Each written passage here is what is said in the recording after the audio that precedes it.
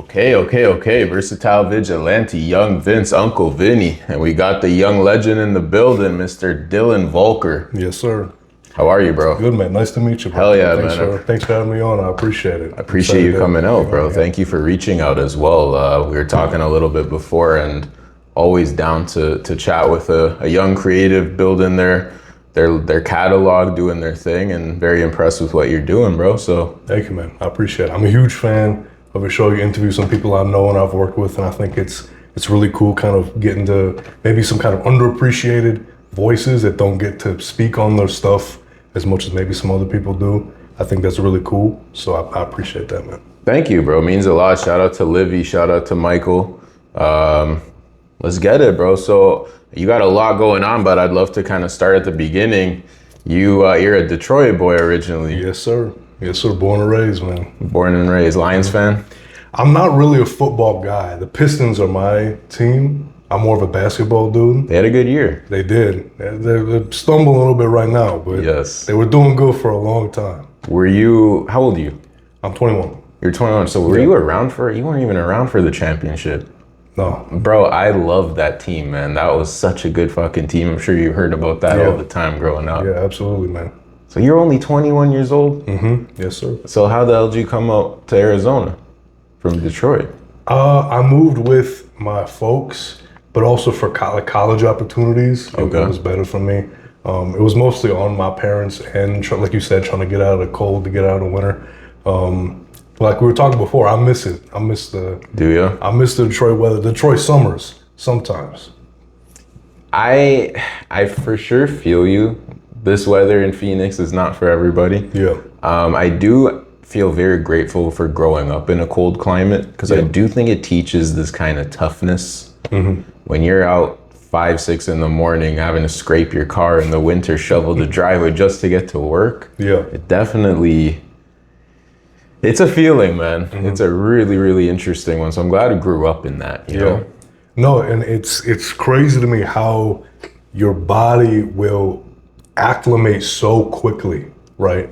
Because like I remember when we first moved here, and after about maybe 5 months in like 70 degree weather, I was like shivering. For sure. Whereas like when I was in Detroit, I was taking out the trash in basketball shorts during like the polar vortex. Yes. You know what I mean? So like how the temperature of your body just immediately kind of acclimates to that. You know, I always thought that was kind of funny. It is, bro. That's a really good way to look at it. Yeah. So you moved out here, you're going to school now. Was that part of the plan, like to go to Arizona and go to school, or it just kind of happened that way? It kind of happened that way, to go to a school down here. Right. You know, I kind of toyed with the idea of doing some California schools, but I wouldn't have gotten in there. So I'll go to college down here. Okay, so for anyone that doesn't know, and we're gonna get much more into this, you're a young filmmaker, director, writer. Even I saw you have your own like festival, which I want to get into. Where did it start for you though, bro? How'd you even develop this interest? Yeah, I think it was always there. You know, it kind of took different like forms throughout the year. Like I remember when I was really young, I wanted to be like an effects guy. Okay. You know, like I really love like practical, like puppetry and stuff like that. I was into like drawing and painting and stuff. So it started off as that, and then that kind of naturally evolved into like a level of all things making movies, you know. And eventually writing and directing, you know. Growing up in school, it was the only thing I was ever good at, right? The only two things were writing and history, right? And drawing and painting and art, right? So to kind of mesh all three of those things together in one subject was really kind of how I honed in on that, right? Because I loved history, because to me that was storytelling, you know, right? And writing, of course. And I mean, that's really kind of how it started, right? Right now, I love writing and directing, obviously. But I mean, it started with that core love of creating stuff that you do when you're a kid. Absolutely. You know, and trying not to lose that as you get older, right? Hell yeah. I'm really glad you figured that out at a really young age because, like, for example, I look back at myself about 21. I really didn't know what I really liked. Yeah, like, I liked music, I liked all these things, but I didn't know how to get my, like, satisfaction from doing something creative. Right. So for you to kind of figure that out quite early on is a really, really big deal, man. Yeah. Thank you, man. I appreciate that. Absolutely. No, like, I mean, I think not losing that thing that you love is, and it doesn't even have to be film. It could be, like you said, it could be music or Whatever it is. painting, whatever, right? Yeah. Like, I feel like people as they age, they have a tendency with just everything in life piling on to kind of not compartmentalize, but to shift that stuff to the back, you know? Absolutely. When I think the core, if you can, not everybody can, is to find something to do that incorporates that thing you loved as a kid, you know? And I feel like in everything I do personally, it's always me trying to think about what me as a kid would have loved. Like we made a film that was like a cowboy western with a werewolf in it, you know? Like that shit, if you told like 11, 12-year-old me about that, it would have lost his fucking mind, you know? So trying to like hone in that love for what you loved as a kid and utilize that, you know? Absolutely, man. I think that that's important. It absolutely is, man. This life, it's a tough game, you know, but we have to make our moves to get something out of it, you know? And I completely agree with you, man. We're going to have all these bills and responsibilities, whatever. You have to find the time for the stuff you really enjoy to do. Yeah. Whether that's your living or not, you have to find some way of keeping that. I completely feel you. That's real, bro. Also, as a kid, to be into history, I think is pretty unique as well. I feel history is often something when you get a little older, you start to learn it, understand a bit better. But if you're into it as a kid, I think that kind of sets a little bit of a tone right there with that. Well, like I said, it was storytelling for me, you know? And that's what drew me to it so much. I mean, all throughout middle school and high school. Like, I love that shit. What kind of, what periods is your favorite history? That's a good question. Damn. I'm a pretty big history guy myself. You could probably out school me in some Nah, topics, man, right? that's what I mean. Like, I'm just starting to get more into history. So for you to have an early start is great, man. I really love the history of colonial America. I think is really interesting. In terms of American history, I love the 1970s. I think it's such like everything I wrote, so many projects that I write and a film I made recently is set in that period. Yes. Because I think as an American, it's such an interesting time in our history, you know? Yes, I love the 70s, man. Yeah. 60s, 70s culture, that old like hippie spirit. And then into the 70s, a lot of people don't know, it was tough times. Yeah. Very, in the US, Canada, it was very, very tough times. A lot of inflation coming off of wars and stuff like that.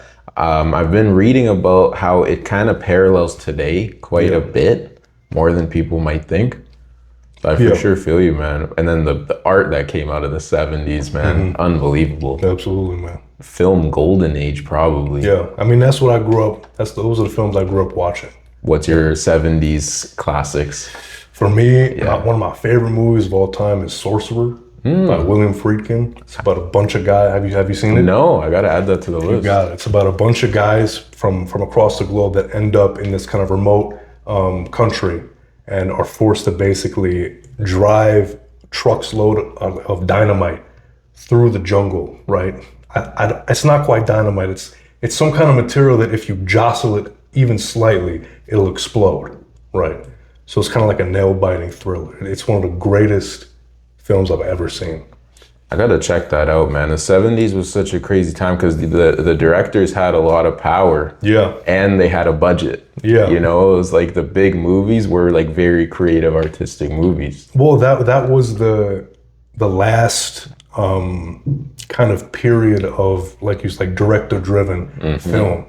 Like that's around the time when United Artists collapsed, you know? So that was really kind of the last bastion of real director auteur-driven film. And I think that's why you get so many amazing classics out of that period.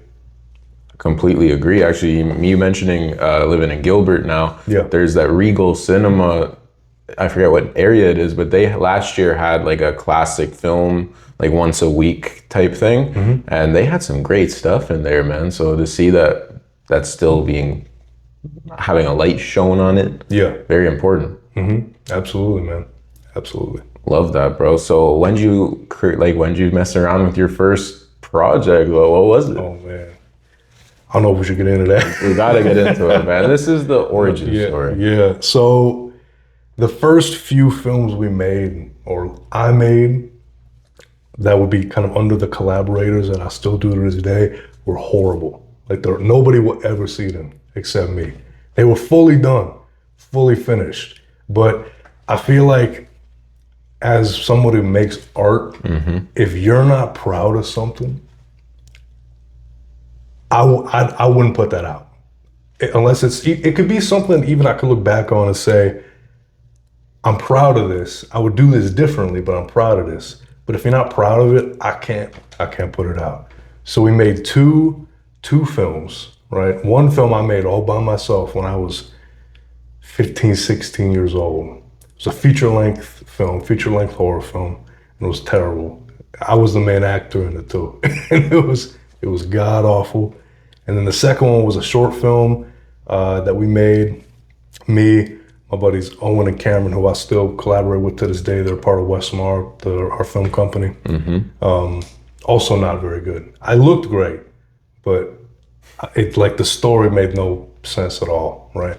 So the real first, what I consider the first thing, would be the Western, The Bad Taste Better. Okay, very cool. And was that shot out here? Yeah, that was shot in Wickenburg. There's a ghost town called Vulture City that people rent out for like weddings and stuff like that.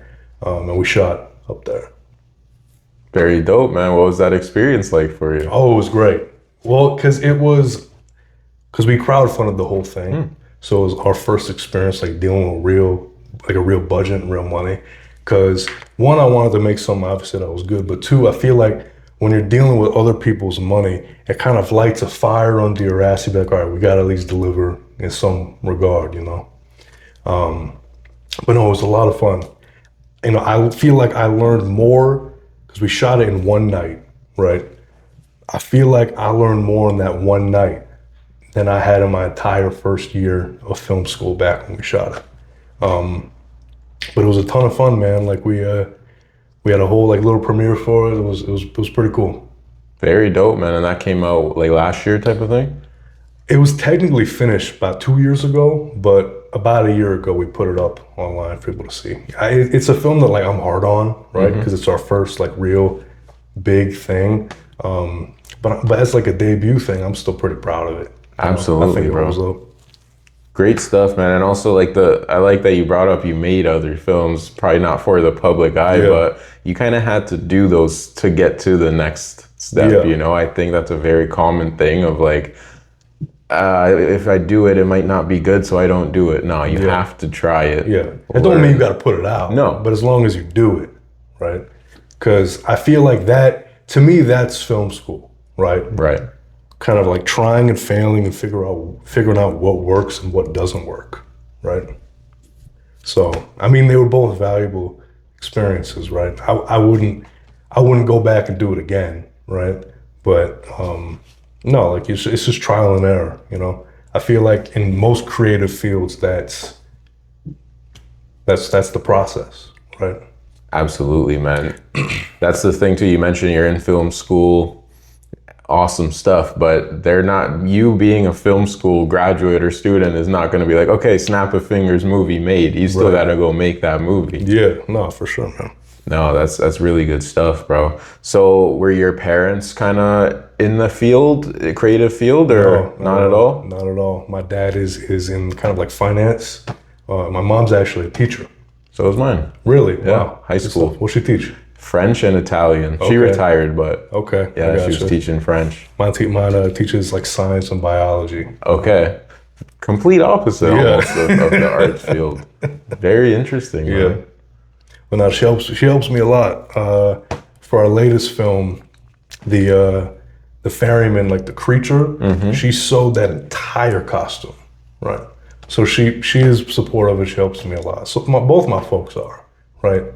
And it hurts me when I hear stories from like my friends of like their parents not being supportive of whatever creative field, because that's never been the experience that I've had. Like, even if my dad thought it was like a pipe dream, right? They still support me, which I'm really grateful for, because I know that, like I said, not many people will have that, right? Oh, absolutely, bro. Let me get you some more water in one second. You're I good, got you, man. You're good. Don't worry about it. 1 second. I got you. I got you. Nick, man, I appreciate you. Of course, bro. It's fucking 118 degrees outside, so you got to keep my guests hydrated. That's only right. Cheers, bro. Thank you, man. That's one thing you probably will, you'll understand this. Going from like Midwest or East Coast to out here, the water is not as good tasting. No, not at all. You know all about that. Not at all. It's bad. When my family first came out here, they loved it. They loved Arizona, but the water, they're like, bro, this is crazy. And then I noticed only bottled water, man. That's literally it. But that's so funny. But I'm glad that you have that support of your parents, man, because I think how you said with the crowdfunding, it kind of lights a fire under you. I feel like when you have a support system that wants you to fulfill your potential, it gives you even more reason to do it too. You already have that self-belief, but no, man, these people have my back on it. I want to make them fucking proud, you know? Yeah, not for sure. I mean, that's why you do it. Not even just if you're going to the creative field. Whatever you want to do. Yeah. Exactly. You do the best you can with it, and if you have that great support system, make them proud. Absolutely, man. For sure. Real shit, bro. So how long did it take you to, once you moved out to Arizona, start to connect with the creative community and do your thing? For me, it took a minute, right? When I started film school, my first whole year, I didn't really, you know. But into my second year and then my third year is when I really started kind of putting my stuff out there a bit more, getting more involved with, like you said, the community, right? Meeting people, getting on sets. So it took a minute, right? Because I feel like when you move to a new location, it's like you almost have to reemerge from yourself, right? Because I mean, not only is it a whole new environment, it's all new people, right? A whole new everything, right? Yes. So big time. I think people put pressure on themselves to do it immediately, but like for some people, it takes a bit more time, right? For me, it took a little bit more time. And nothing wrong with that, man. That's one thing, moving to a new location, it offers you so much freedom and adventure and all that. But to your point, you're also basically at zero. Yeah. So as fun as that is to start over, it still is not an easy thing. You gotta go do, I kind of relate it to first level of a video game. Yeah. Like, all right, we're starting back from zero. Gotta acquire all my tokens, you know? Right. And for some people, that's terrifying. Right. For some people, it's exciting, right? For me, I feel like it was a bit of both, right? Because, I mean, you could basically reinvent your whole self, right? But then having to put in the work to like meet new people, do this or that, like it could be daunting for a lot of people, right? Yeah. No, you're absolutely right, man. And I think it's funny, you like moving somewhere else can be daunting, but anything can be daunting, and it often can stop you from trying it. Like, so, a lot of people have probably thought, man, I want to make a movie, but then they're like, oh, but then I have to go do this, and I don't even know how to do that. Right. And it never turns into anything, you know? So I think there is that time where you have to just invest in yourself and say, hey, man, we're going to make this work somehow. I might not know how, but. Well, I mean, it's still daunting for me every time. For sure, bro. Every time. It's not easy. Well, you get like imposter syndrome, you know what I mean? Like, before and after, every time we make a film, I'm always like, damn, this is the last one I'm gonna do. But then, you know, if it's something you love, you're gonna find a way back to it somehow, right? And I'm lucky that every time I kind of find my way back to it, even though it's hard, right? Even though before you get there, you think, damn, like, I don't know what I'm doing. Like, all these people are more talented or more knowledgeable than me, right? But it's about like having trust in yourself and not necessarily your abilities, but having trust in your plan and your taste, right? as a creative, I think that's what's important. Because even me, like, I'm not a technical guy at all. Like, but I know, coming from an art background, I have a visual eye, right? And I can plan and execute like a plan, right? And that's all you need. You know what I mean? Right? You don't need all the technical know-how, right? But like for some people that's daunting. But you know, you just need to have, it sounds cliche, but you just need to have confidence in yourself, right? Oh, absolutely, bro. If anyone's been a fan of my show for like since the beginning, I drop cliches all the time, and it's because they're real. Yeah. Confidence, without it, you're done, man. I think we often think the people that have the most confidence are just so expert. They have expertise. Not necessarily, man. It's what you said. It's that trust in yourself. It's I speak in my language with that one. Yeah. I mean, and even just, like you don't need to know everything. Like, because I would put so much pressure on myself to be like, I need to be able how to do everything in this field, right? But that's not what you need to do, right? You need to have people that you trust who are talented in certain technical aspects, right? But as a leader in that scenario, you need to have confidence in your taste and be able to execute a plan, right? To say, I have a plan of what we need to do for today, and that's it, right? And that's all you need, really, in order to lead a creative situation like that. Right.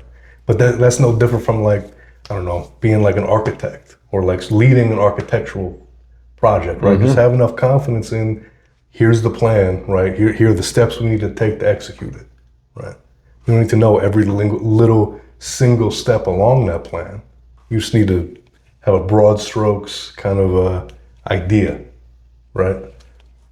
Well said, bro. You explained leadership in a really simple but effective way. I really like that. Thank you, man. Is leadership something that you always kind of wanted to participate in?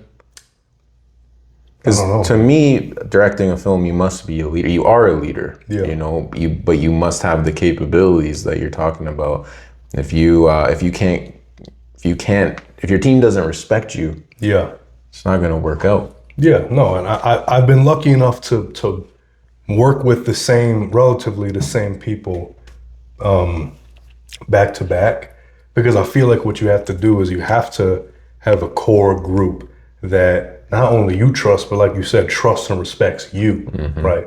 Like, my core group is down for anything pretty much, because they trust me to bring my A game to something, right? Just as I trust like a camera person or audio person or whatever, right? So, I mean, and that's why I kind of detest this idea of like nomadic crews, where you put out like a crew call and you hire random people and bring them in, which for independent stuff is kind of the standard, but I don't like doing that, right? I like having my core group that I bring to every single thing, right? Because once you work with somebody enough, it becomes like a machine, you know, to where they know what you mean and you know what they mean, so you're able to work much more efficiently, right? And it's just a better and more like positive environment, because there's no uncertainty about anything, right? Absolutely, bro. That chemistry, is very, very important. I mean, that's been a thing in film for a long time too. Like, some of the most successful films is from previous relationships. Like, you know, that's a very, very important thing. I feel that on a big way. Absolutely. You did mention, though, with the imposter syndrome, and sometimes it's like, fuck, this is the last time I'm doing this. Is there something specific that you feel like, this is not my favorite part of it? Like, is there some aspect of it that kind of makes you feel that way more than others? You know, it's funny. For me, it's the part of the process that causes the most anxiety is literally the day before, right? Because you're thinking about everything that can go wrong, right? And it's not so much the end that makes me say that, but it's like the drive up to somewhere like, damn, bro, this is the last time I'm gonna do something like this. You know what I mean? But the minute you get in there and you're getting in that mode, like that kind of goes away. Once you're rolling, you're rolling. Yeah, because you kind of like you have a singular focus, right?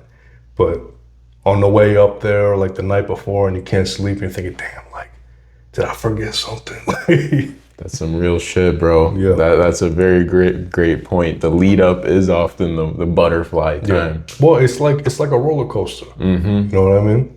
The minute the roller coaster drops, it's like, okay, right? But the scary part is going up, right? No, you're absolutely right, bro. That's some real shit, and it's one of those things where the mind is a very powerful tool. Mm-hmm. You know, yeah. You could kind of trick yourself sometimes to think, oh, I'm not going to be able to do this. Yeah. Once you're in it, you're killing it. Which I think, you know, it's kind of a double-edged sword, because I feel like, on the other hand, imposter syndrome you can take it as a positive in some way, to where if you lack confidence in a certain way, I feel like you'll lean on other people a bit more, right? And put enough trust in the people around you, technically, to be able to execute, right? Right. Because I feel like if you don't have that feeling, that can lead to overconfidence, and that can lead to the downfall of the whole thing, right? So, I mean, the key is really to kind of lean on your collaborators a bit more, right? If you don't trust yourself in a certain way, if you have somebody else you trust, like, trust them to execute it, right? Balance, bro. That's some real shit. Yeah. That's a really great point, man. It's impossible to do it all on your own. It's just not gonna work. You gotta have that team with you. Mm-hmm. And speaking of team, I know you are coming off of a new project that I watched literally today to prepare for the interview, and I really enjoyed it, man. Thank you, man. There's something in the box. There's something in the bag. Yeah. In the bag. Yeah. Excellent stuff, man. I'd love to learn about kind of the inspiration behind that. I know you wrote it and directed it. Very ambitious. Thank you, man. I appreciate it. Let's hear about it. Well, the kind of very first inkling of it came from, so when I write, I try not to draw from media that I like, right? I feel like a lot of filmmakers, especially young filmmakers, tend to try to emulate basically the films and shows and games or whatever that they like. Yeah. I don't try to do that. I try to draw from experience and emotions, right? So the whole kind of starting point for this came from me and a friend of mine named Rithik, who plays one of the characters in the film, actually. We were driving home from a film festival in, I think, Tucson, right? And it was the middle of the night. Both of our cell phones were dead, right? Very scary drive, by the way. Yeah. Tucson to Phoenix at night. I've done that. Yeah. Very scary.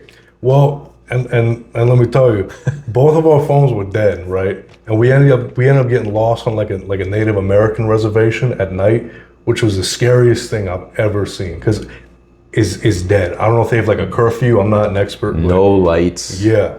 You can't see shit. Yeah. And somehow, and then maybe it was like two in the morning, right? And somehow we managed to get back on the main road, and we're driving, and I look in the rear view, and I see like the city lights in the distance, but then I looked in front, and it was just pure black, right? And I turn over to Rithik, I'm like, hey, I'm gonna be honest, I'm kind of scared right now.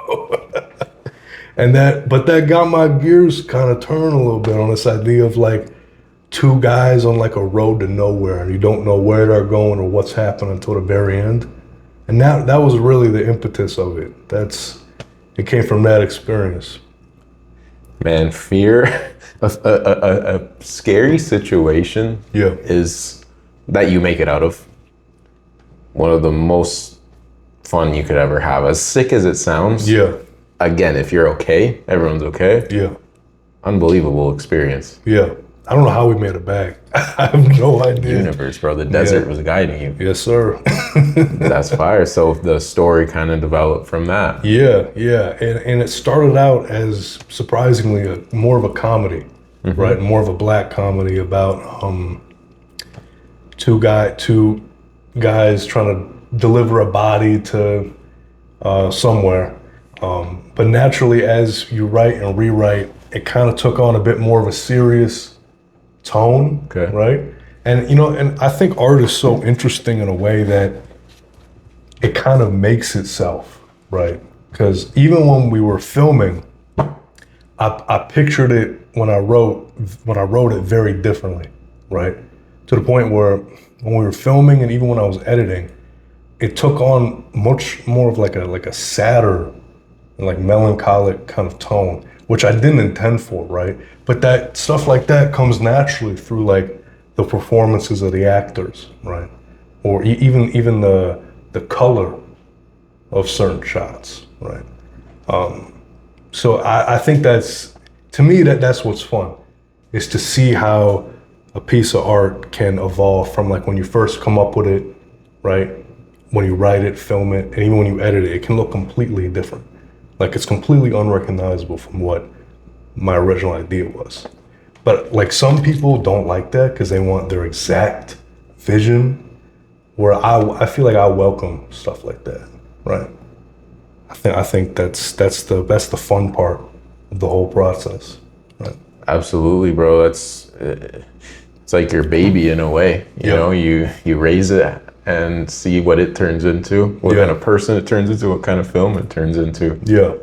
Oh, that's excellent, bro. So for anyone watching, it's fully available on YouTube. Yeah. I was not expecting, it's not a silent film, but there's no dialogue. Yeah. I'm pretty sure zero. Yeah, zero. Which I found quite refreshing too. Thank you, man. Was that always part of the plan? No.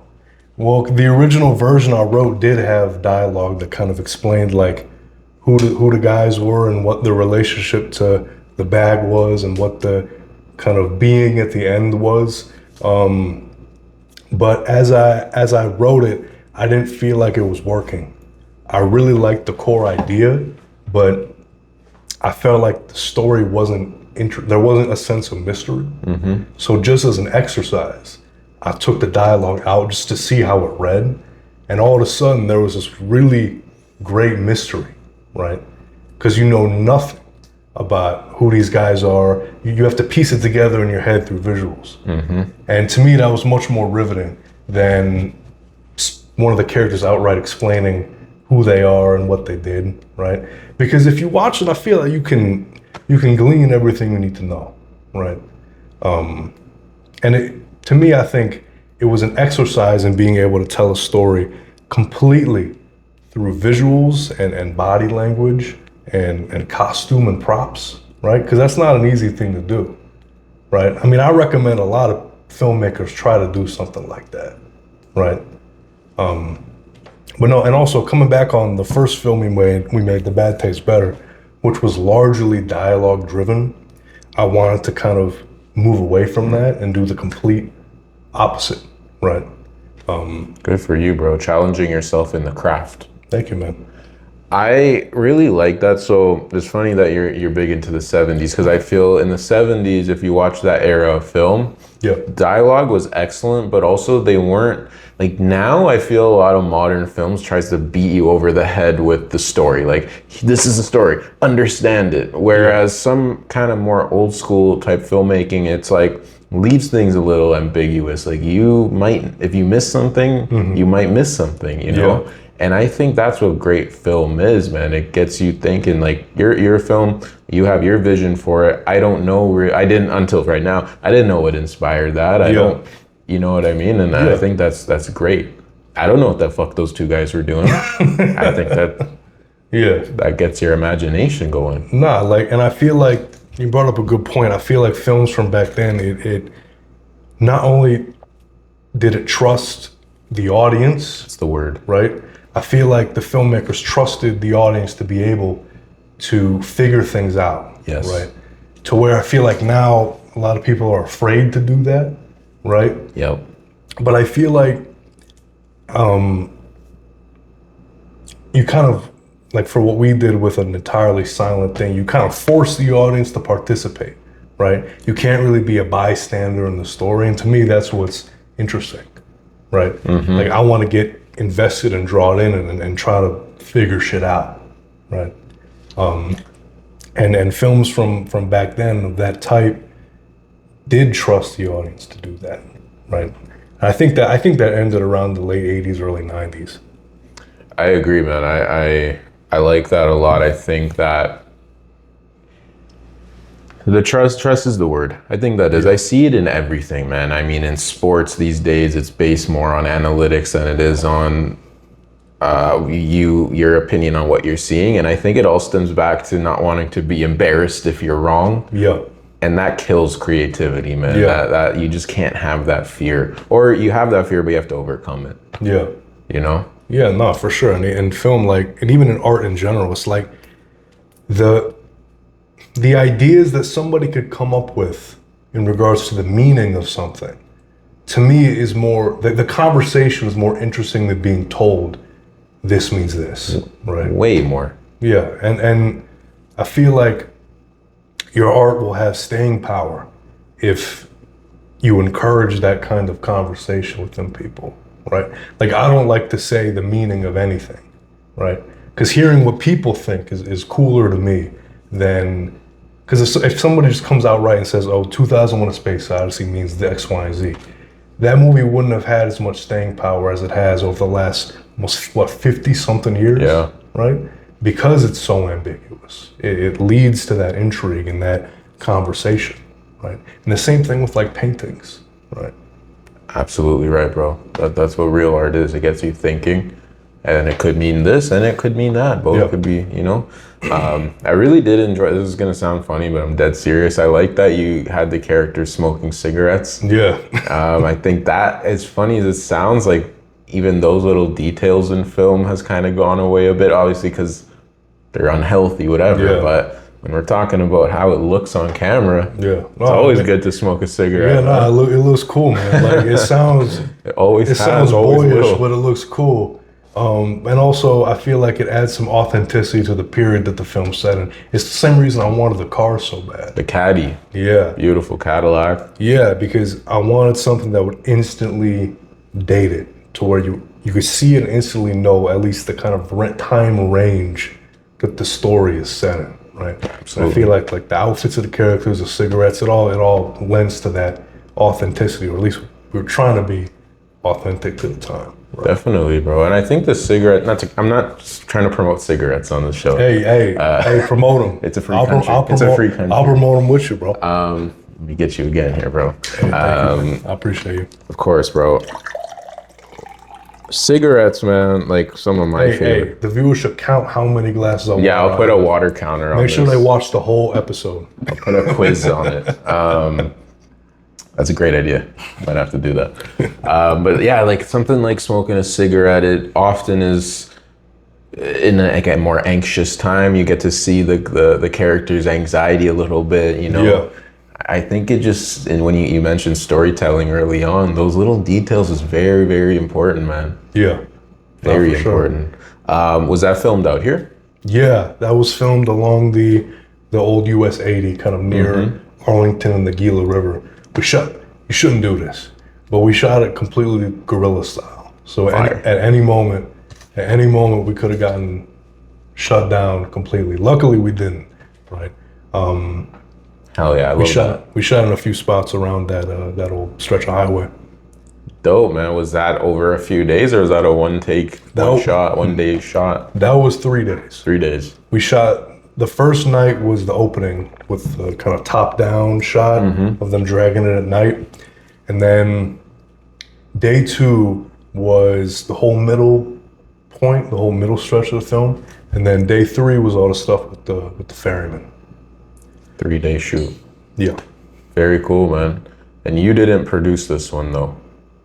I mean, I guess technically I did. I mean, I credit my friend Cameron as being more of my producer. Okay. Like he's more the problem solver and the logistics guy. Like we had like our third day, we were gonna shoot it in the same spot that we shot on day 2. But you know, it's funny. That whole weekend was scheduled to get the largest amount of rain that Arizona had gotten in like 5 years. And luckily we didn't, right? We got drizzled on maybe like one time. But the night between the second and third day, all of the rows got washed out from the storm. So we had to like scramble to like figure out where we were gonna shoot it next. And I credit Cameron with handling most of that, because I was like, damn, fuck, bro, like it's cooked. We're not doing this. Yeah. But he got out of the car and was calling people and figuring shit out. So he's technically my assistant director, but he did the job of a producer more, right? Got it. So I feel like, and I work with him on everything, right? Because I feel like we complement each other in that way, to where he's more put together than I am, right? Where I'm more of like an ideas and creative guy. So we complement each other pretty well. Excellent. No, that's awesome, man. And was this one like crowdfunded as well? No, I did this all out of my pocket. Damn, good for you, bro. Thank you, man. Did that make you feel a little bit different about making it? I mean, maybe. I felt like there was less pressure to perform or like to deliver, right? To where it's something totally personal. When you crowdfund something, like I mentioned, you have it lights a fire under you and pushes you to make something great. And also coming off of the Bad Taste Better, something that, well, like I said, I am hard on it. I feel like I'm proud of it and I feel like it works. There was a bit more confidence there, right? And you take the lessons from the last one and things that didn't pan out the way you want, and you apply it to that one. So there was more confidence and less pressure, right? And that's why I feel like I enjoy that one more than the previous one. It's excellent, man. 'Cause that's kind of a tale that's pretty old as well. Like, you make your own stuff, you have your own say on it. Yeah. You work with maybe a studio or something, you have access to way more resources, but it's not quite as, it's a little more restrictive in what you can do most of the time. So it's very much a give or take. Mm-hmm. And I really respect when someone's willing to put their own money up, man. There's no guarantee in this shit. Why?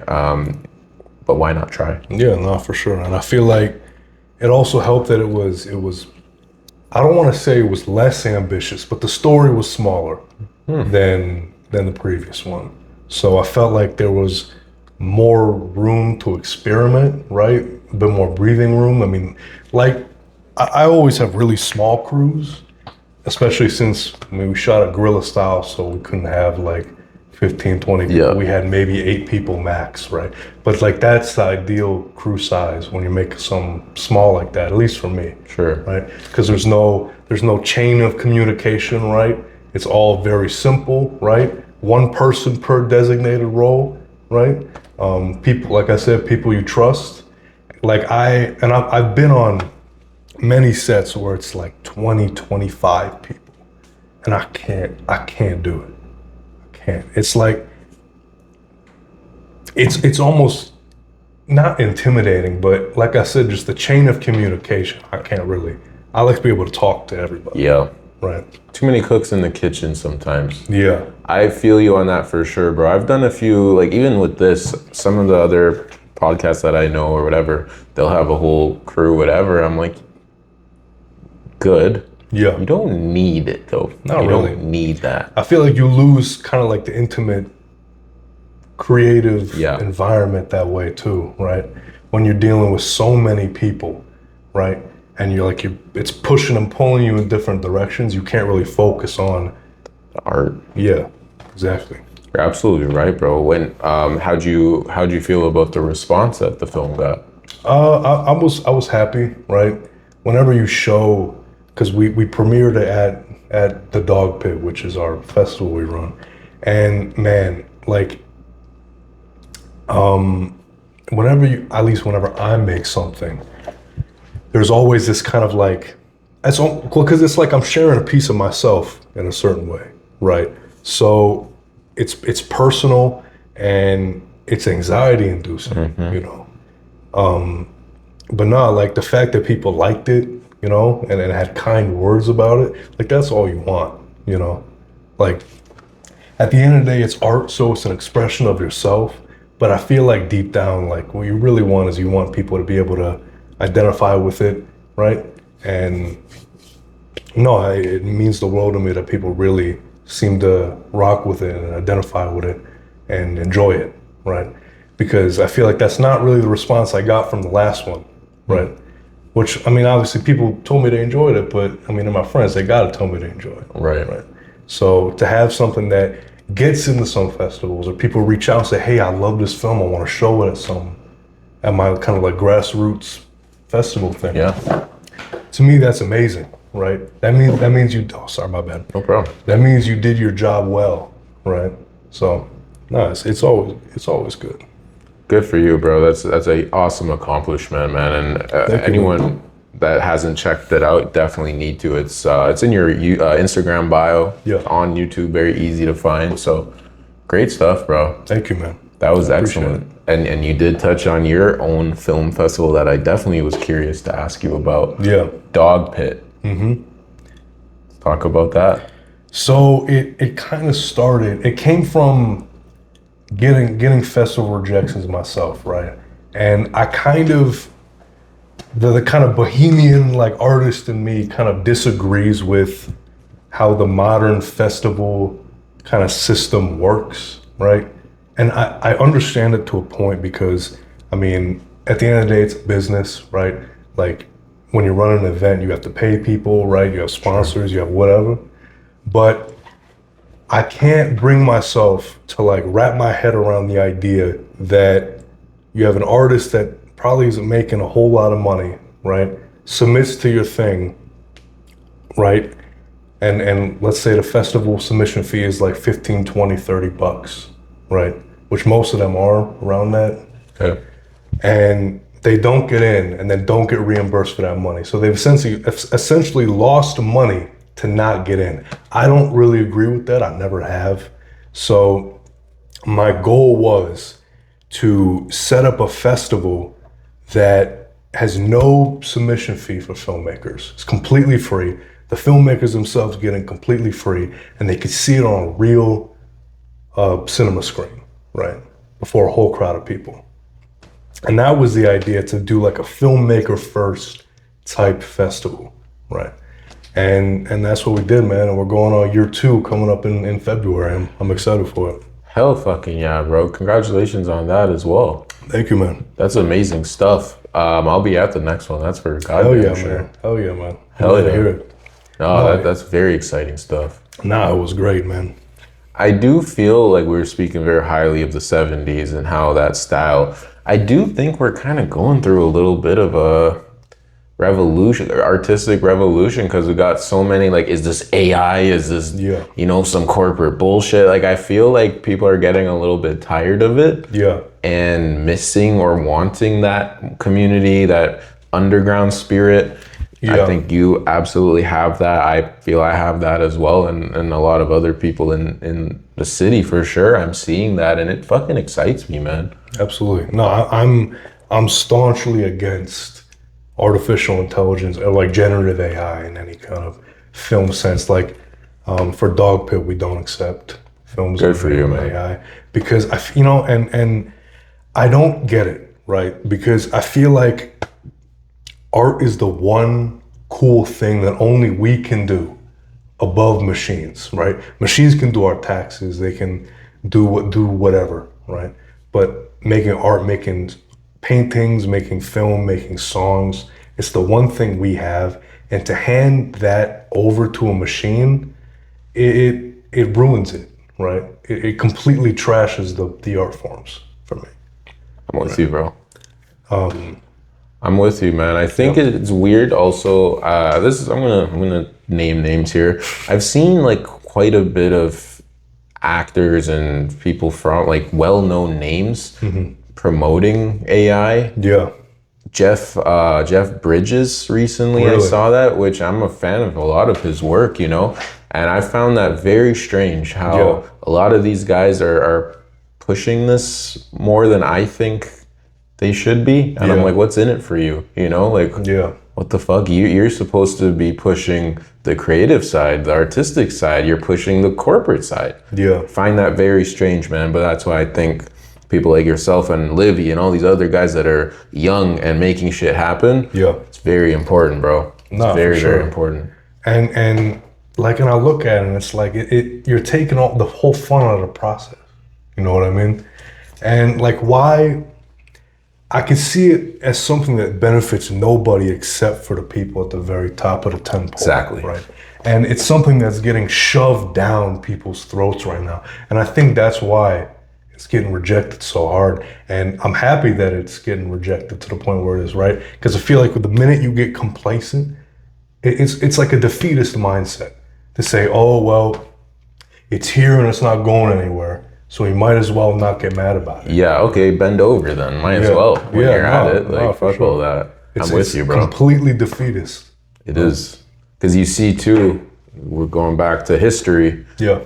Very dangerous attitude to have. If you just say, oh, because the powers that be want this, then we have to do it. Yeah. Well, history should have taught you that that can be very problematic. No, absolutely. You know, and I think AI in film is just a good like microcosm of the big picture, you know? Yeah. It's some dangerous shit. No, and man, even like if you get ChatGPT to try to write you a screenplay, I guarantee it's gonna be the most boring bullshit you've ever heard in your life. Because it's taking stuff that's already been done. Like it's inherently a machine meant for plagiarism. Exactly. It's a thievery too, man. You're absolutely right. It is a plagiarism machine.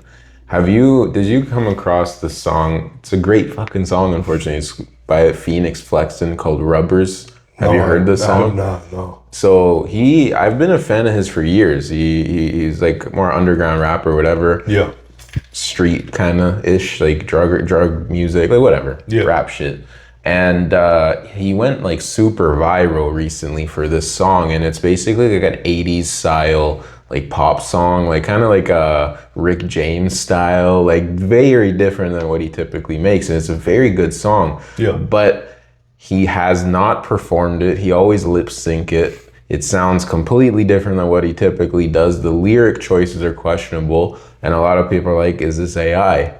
And it's a weird thing, man, because it's like, do we listen to it if we like it? Do we watch it if we like it? Or do we have a responsibility to like, no, bro, it's a very, it's a really good song. It's extremely catchy, but there's some weird shit behind it, man. No, I'm a fan of Kanye, and he had a whole stint in the last 2 years where he was all in on the AI, and he's kind of moved away from it now.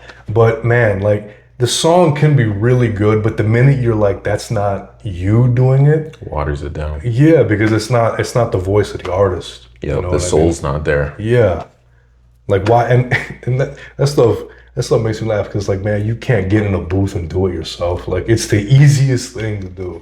You know, in a film sense, I get like it's a difficult process to make a film, but for me, the process is a rewarding thing, right? But the music stuff is completely inexcusable to me. Because as an artist, it's like you have like that innate talent, and for you to like give that over to a machine, that's like unforgivable to me. I'm with you, bro. Or even like a writer, like if you're a gifted writer and then you use ChatGPT to write your next thing, like why? Like you're so talented. Why are you wasting that? You know? 100%. I'm with you, bro. And then even from just like the compensation standpoint, like you're giving your shit away for free. Yeah. And you're not seeing anything from it, man. Like, yeah, you made your writing process easier, but you gave away everything. Yeah, like now essentially that for machine free. has all of your shit everything. Now. Yeah. for what did you get out of that? You Nothing. It's the world has spun perfectly for like 1 billion something years without AI, right? The film industry, you know, you can have your own criticisms of it, of how it runs now, but for better and for worse, it's run pretty well for the past 100, 200 some years, right? So the idea that these companies need AI to do their stuff, it's complete bullshit. Yeah. Right? Someone's getting rich off this, man. Yeah, and it's not the people actually working, you know. Never is. And that is what hurts me so much, is seeing that, right? And even like it's Disney's doing all those layoffs now, like pro AI kind of layoffs, and it's like you have these people who have worked their whole lives, right, to get to a point where they can work for Disney or Paramount or whoever, right? And then you're gonna shaft them completely for like you need a workforce to for an economy to run well. 100%. Like, I don't get it, man. I don't either. I do think it's not very well thought out. Like, I think a lot of these, I'm talking my shit here. A lot of these executives don't know what the fuck they're talking about. Yeah. They just know how to, move politically through the ranks. Yeah. I work in the corporate world. I see it every fucking day. These guys don't know shit. They're just able to weasel their way in and out of shit. Yeah. Make decisions that essentially are not even theirs. Like, they see other companies doing it. Oh, monkey see, monkey do. Right. Have you experienced like hearing some of these people talk and then realizing, oh, 100%. I feel like I'm smarter than these people all the time.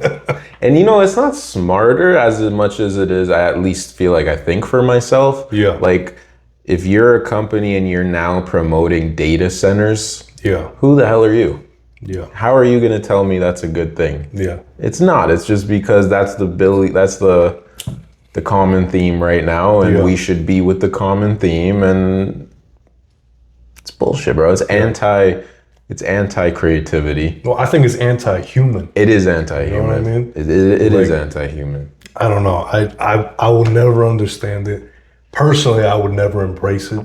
Nah, bro. That's selling. To me, that's selling out. Yeah. I actually watched a video yesterday where it was talking about someone that kind of just clearly, like, everything they do now is for a check. And one of the comments was like, I don't hear the term sellout as much as we used to. And I think we got to bring that back. Yeah. They were talking, because, who are you to say anything? I got them paid. I made money off of it. Is that what everything is? Like, is that? No, bro. You sold out. You made a decision. But you did sell out. Like, you sacrificed creativity and your own spirit for the almighty dollar. Yeah. To me, that means you sold out. Mm-hmm. Yeah. Fuck all that. Yeah, like when you put your life in the perspective and say, what have you done that's gonna live on past you? You know what I mean? And for people who just kind of only prioritize, like you said, the dollar, like, for them it's really nothing. Yeah. And that's not value to me. That's not valuable to me, right? No, I'm with you, bro. And that's what interests me and excites me about what's going on now. Because I do think there are more people voicing that and showing, no, it's not all about you can't just control me. I think that's very important. And I bet you'll run into that in your future. I'm sure you'll have some studio come to you with money, and it's tempting, but they'll probably have their agenda. And I think you will deal with that. And I think it's good that you know your principles, though. Yeah. Because that's the thing, too. You can negotiate. You can work with these people, but you don't bend over, man. Yeah. Sometimes easier said than done, but I think just thinking about it means you're already putting yourself in a better position. Yeah, no, for sure, man.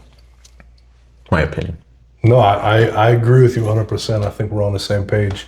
I have no plans on embracing it, and even with Dogpit, after I don't run it anymore and pass on to somebody else, I hope that those values will still be there, right? That's just me. Good for you, bro. I really like what you're doing. And you mentioned you would like to pass on Dogpit. Is that kind of how you see things? Yeah, I think it'll be cool. I think, at least for the foreseeable future, is something that I and my people will run. But bringing on somebody who I trust to kind of shepherd it in a different direction and keep it going, because obviously I'm not going to be out here forever. Right. Is exciting. I see that as happening. It's something that I would want to continue past me, right? Because I see it as a place where, like, artistic voices who feel like they're underappreciated or undervalued can have the opportunity to showcase their stuff completely at no cost to them, right? And there isn't really a place like that in the Valley. Right. Like, we're the only one. So I want to stay here and to be a place where people 10, 15, 20 years from now can show their stuff. Right. Exciting, man. Very, very exciting. I love the way you're thinking. I think you're on an awesome path, bro. Thank you, bro. I appreciate that. Absolutely, man. One more question I have for you. Yeah.